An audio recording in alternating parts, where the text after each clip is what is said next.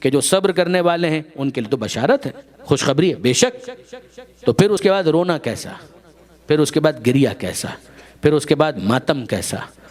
یہی وہ منزل ہے کہ جہاں سے اس اعتراض کو پیش کیا جاتا ہے کہ یہاں تک تو بات بالکل سمجھ میں آئی، لیکن اب اس کے بعد بتائیے کہ جب وہ نفس مطمئنہ خدا کی بارگاہ میں پہنچ گیا تو آپ کے رونے کا کیا مطلب ہے، پھر آپ کے گریے کا کیا مطلب ہے، پھر آپ کے ماتم کا کیا مطلب ہے؟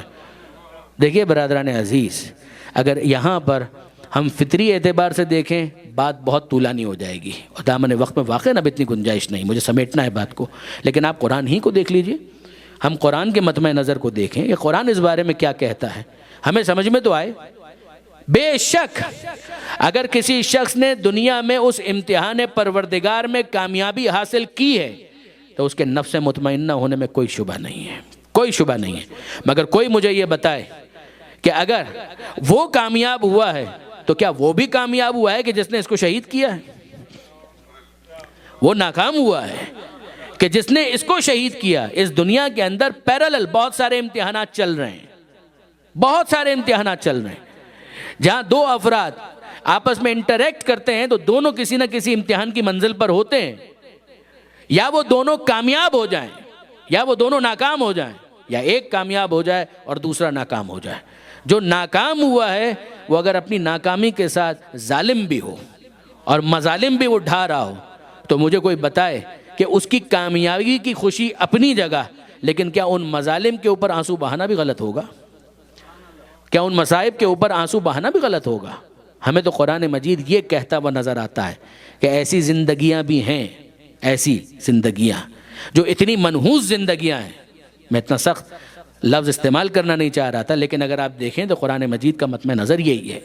پروردگار عالم سورہ حامیم دخان 44واں سورہ، جس کو آپ نے شب قدر کے اندر تلاوت بھی کیا ہوگا، 23ویں شب کے اندر تاکید کی گئی کہ اس کی تلاوت کی جائے، اس میں پروردگار عالم یہ ارشاد فرماتا ہے فرعون کی غرقابی کا تذکرہ کرتے ہوئے کہ جب وہ غرق ہوا ہے اور ختم ہوا ہے، عذاب کا شکار ہوا ہے، پروردگار عالم کیا فرماتا ہے؟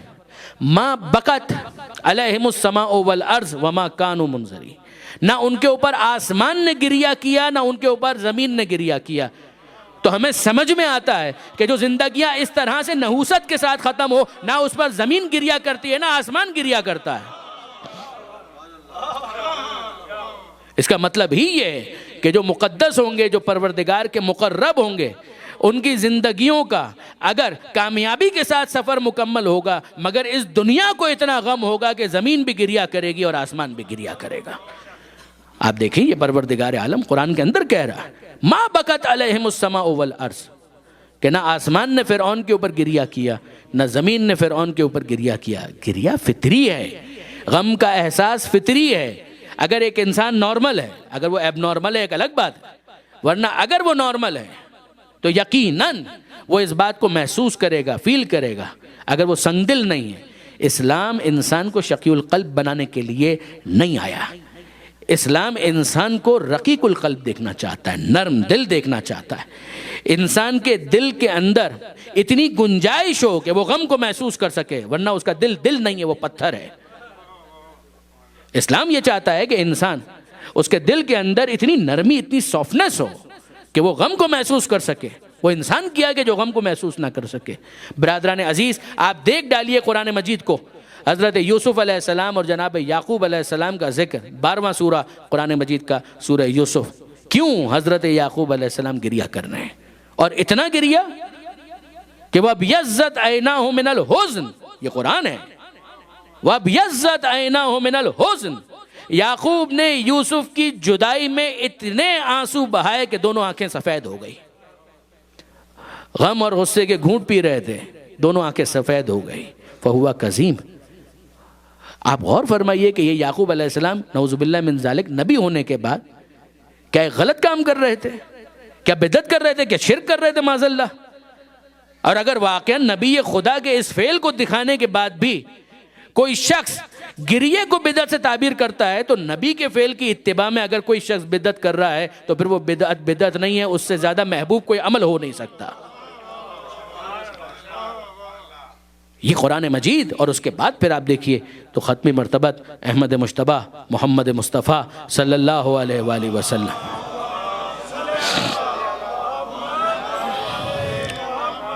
میرے نوجوان دوست ان ریفرنسز کو اگر ذہن میں رکھ سکیں انہیں بہت کام آ جائیں گے انشاءاللہ. کہ ذہن میں رکھیے گا پیغمبر اکرم نے کئی مواقع پر ساستہ کے اندر استیعاب جو حالات صحابہ پر لکھی گئی کتابیں ہیں ان کے اندر یہ سب چیزیں آپ کو ملیں گی. انٹرنیٹ کا زمانہ ہے, آپ ان میں سے کسی چیز کو فقط گوگل کے اندر ٹائپ کر لیجئے تو آپ کو ریفرنسز خود بخود ملنے لگیں گے. پیغمبر اکرم کے ایک فرزند انتقال ہوا ہے. پیغمبر اکرم کے فرزند کا نام ہے جناب ابراہیم. جناب ماریہ قبطیہ پیغمبر اکرم کی زوجہ ہیں. ان سے پیغمبر اکرم کے یہ فرزند اس دنیا میں آئے جن کا نام تھا جناب ابراہیم. اور یہی ابراہیم وہ ہیں کہ جو فدیہ حسین قرار پائے. فدیہ حسین کہ جناب ابراہیم اور امام حسین دونوں آغوش پیغمبر میں جبریل تشریف لائے اور یہ کہا اللہ کے رسول پروردگار نے فرمایا ہے دونوں میں سے کسی ایک کا انتخاب کر لیجئے. پیغمبر اکرم نے کہا میں نے اپنے ابراہیم کو حسین پر فدیہ کیا, جس کے بعد ابراہیم کا انتقال ہوا. پیغمبر اکرم کی اولاد 2 ازواج سے ہیں, کسی تیسری زوجہ سے نہیں ہے. یا جناب ختیجہ سے ہیں یا جناب ماریہ سے ہیں. یہ جناب ابراہیم انتقال ہو گیا. جنت البقیع مدینہ منورہ خدا سب کو زیارت نصیب کرے. مدینہ منورہ میں بقیع میں پیغمبر اکرم نے اپنے فرزند کو دفن کیا. جب دفن کر رہے تھے پیغمبر اکرم زار و قطار رو رہے تھے. زار و قطار رو رہے تھے. عبد الرحمن ابن عوف نے یہ کہا انتا یا رسول اللہ و تبکی, اے اللہ کے رسول آپ اور گریہ کر رہے ہیں. یہ غلط فہمی اس زمانے میں بھی بہت سے افراد کو تھی کہ گریہ کرنا صبر کے خلاف ہے. تو پیغمبر اکرم سے یہ کہا جا رہا ہے انتا یا رسول اللہ و تبکی, اے اللہ کے رسول آپ اور گریہ کر رہے ہیں. اب پیغمبر کا جواب سنیے. پیغمبر فرماتے ہیں ان القلب لیحزن, دل غمگین ہوتا ہے. وان العین لتدمع, اور آنکھوں سے آنسو بہتے ہیں. ولیکن لا نقول الا ما یرضی, مگر دیکھ لو زبان سے جملہ وہی نکلے گا جو رضا پروردگار کے مطابق ہے. دل غمگین ہوتا ہے, آنکھ سے بیٹے کا انتقال ہوا ہے, دل کیوں غمگین نہیں ہوگا؟ انسان کے دل کو پتھر نہیں ہونا چاہیے, اسے گریہ کرنا چاہیے. دیکھیے برادران عزیز, ابراہیم پیغمبر اکرم کے فرزند شہید نہیں ہوئے ہیں, تبھی موت اس دنیا سے گئے, اور پیغمبر اکرم گریہ کر کے بتا رہے ہیں کہ یاد رکھنا کہ میری سنت پر عمل کرنا ہے تو مجھ سے تو پوچھو کہ سنت کسے کہتے ہیں. اگر میری سنت پر عمل کرنا ہے تو مجھ سے تو پوچھو, میرے عمل کو تو دیکھو, میرے جملے کو تو دیکھو کہ میں کیا کہہ رہا ہوں. میں اس پر گریہ کر کے بتا رہا ہوں. مشکات شریف کے اندر یہ حدیث موجود ہے کہ پیغمبر اکرم, یہ بیٹے کی بات ہوئی, جناب ختمی مرتبت کی والدہ کا انتقال کب ہوا تھا؟ جب پیغمبر اکرم بچپن کے عالم میں تھے, 6 سال کے. جناب عبد المطلب ان کا بھی انتقال ہو گیا 8 برس کی سن میں. اور پھر جناب ابو طالب علیہ السلام, محسن رسول, جنہوں نے پیغمبر اکرم کی تربیت کی, پیغمبر اکرم کو پروان چڑھایا. جناب فاطمہ بنت اسد, جن کو پیغمبر اکرم کہتے تھے امی بعد امی, میری ماں کے بعد میری دوسری ماں. اور یہ جناب ختمی مرتبت اپنی والدہ کی قبر پر آئے, جناب آمنہ. سال گزر گئے, سالوں گزر گئے, کوئی 2-3 دن کی بات تو نہیں ہے. جب پیغمبر 6 سال کے تھے تو جناب آمنہ کا انتقال ہوا تھا. ایک قول کے مطابق جناب آمنہ کو دفن کیا گیا جنت المالا میں, مکہ میں, اور ایک کے مطابق مکہ اور مدینہ کے درمیان ایک جگہ ہے, وہاں پر ابوا کے مقام پر جناب آمنہ کو دفن کیا گیا. یہ جناب آمنہ کی قبر کی زیارت کے لیے پیغمبر اکرم آ رہے ہیں. مشکات شریف کی حدیث ہے. تو اتنا بھی ہمیں سمجھ میں آیا کہ ایک تو قبر کی زیارت کے لیے آنا پیغمبر اکرم کی سنت ہے.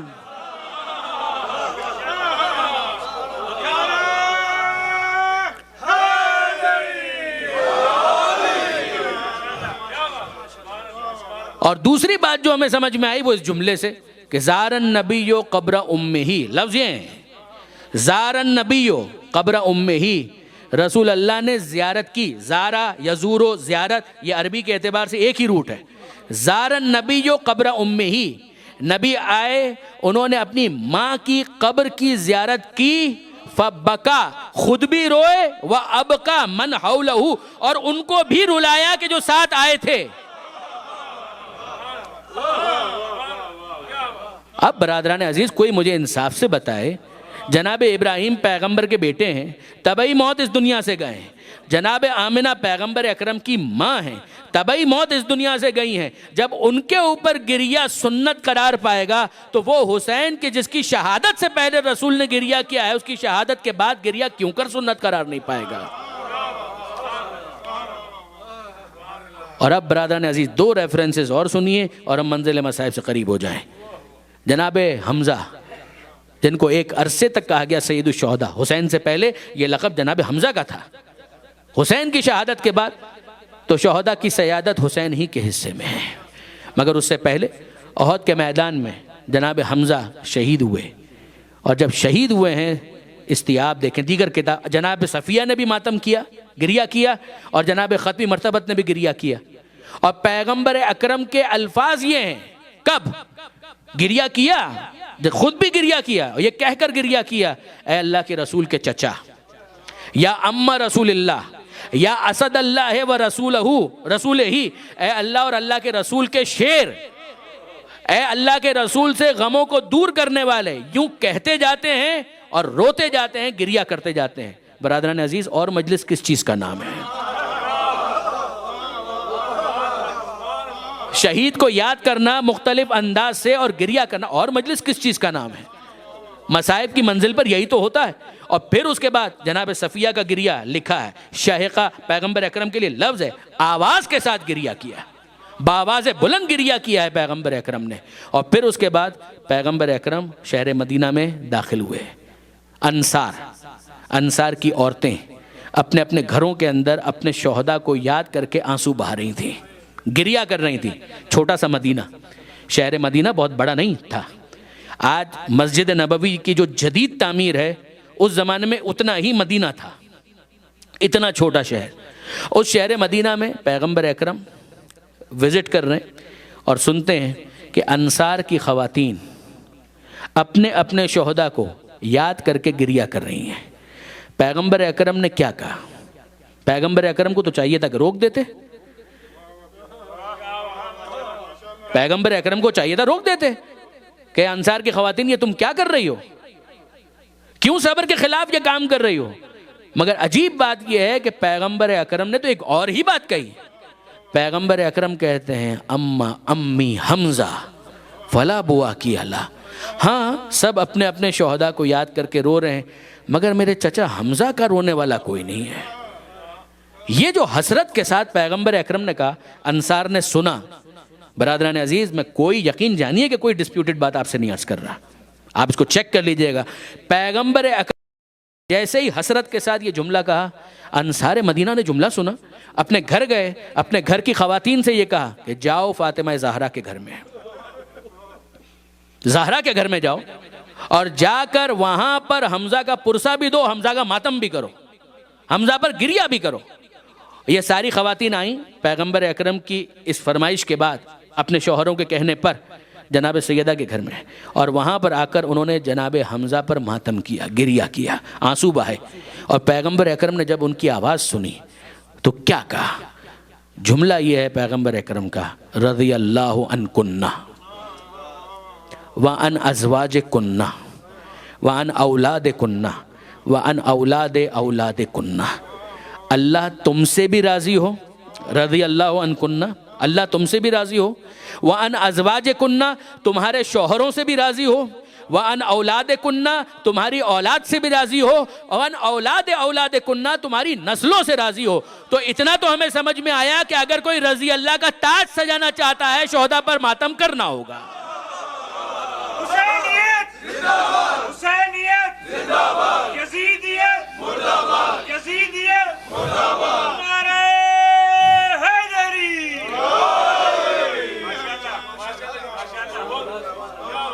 یہ جناب حمزہ کی شہادت جن کا بار بار آپ کو حوالہ ملے گا، سید سجاد نے جب خطبے دیے ہیں ان خطبوں کے اندر آپ کو ملے گا میں حمزہ کا وارث ہوں، میں جعفر کا وارث ہوں۔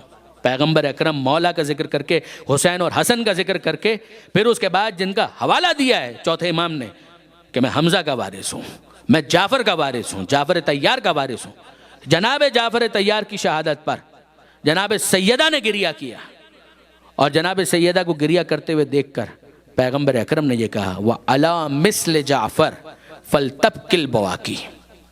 پیغمبر اکرم کے جملے تو دیکھیے، جعفر جیسے شہیدوں پر رونے والوں کو رونا چاہیے۔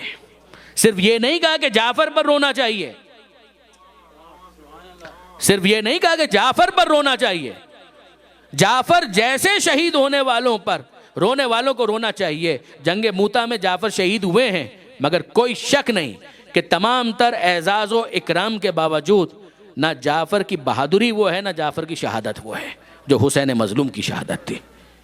جعفر کا مرتبہ بہت بڑا ہے، یہ کبھی مت سمجھے گا جناب جعفر طیار، طیار کا لقب ملا ہے، بہت بڑا مرتبہ ہے، لیکن جناب جعفر طیار مظلومیت کے اعتبار سے اگر آپ دیکھیں حسین مظلوم سے کیا مقابلہ ہے۔ پیغمبر کہہ رہے ہیں کہ جعفر جیسے والوں پر رونے والوں کو رونا چاہیے۔ رحمتک یا ارحم الراحمین وصلی اللہ علی محمد وآلہ الطاہرین۔